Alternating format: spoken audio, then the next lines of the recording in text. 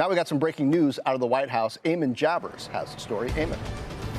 Hey, John, that's right. President Trump just wrapping up some remarks over at the Kennedy Center, speaking to the Saudi investment forum that's taking place over there today. And the president really ramping up his criticism of Jay Powell, the Federal Reserve chairman, and also offering some more unusual criticism of Scott Bessent, the Treasury Secretary, sounding a very frustrated note about interest rates. Here's what he said. Mortgage rates are down despite the Fed.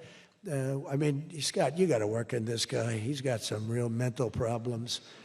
No, he's something wrong with him. It's just sweet. I'll be honest, I'd love to fire his ass. You got to work on him, Scott. The only thing Scott's blowing it on is the Fed.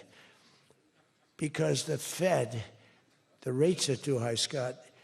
And if you don't get it fixed fast, I'm going to fire your ass. So some real frustration there from the president of the United States, saying of Powell that he wants to fire his ass, and saying of Bessent, if you don't fix this problem, if you don't deal with Jay Powell, I'm going to fire your ass too.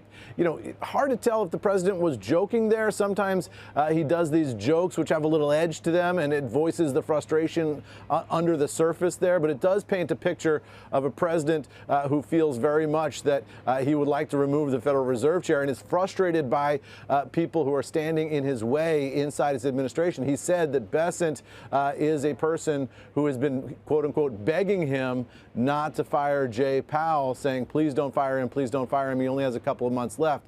So the president, famously does not like people who see themselves as gatekeepers around him or trying to channel him in a certain direction when he doesn't want to be. And those officials in the first term certainly did not fare very well. Bessent playing that role, it would seem, in this administration, and maybe this is nothing more than some venting of some passing frustration, or maybe it hints at a little bit more of a significant rift between the president and his Treasury Secretary, who he typically goes out of his way to praise extensively at public gatherings.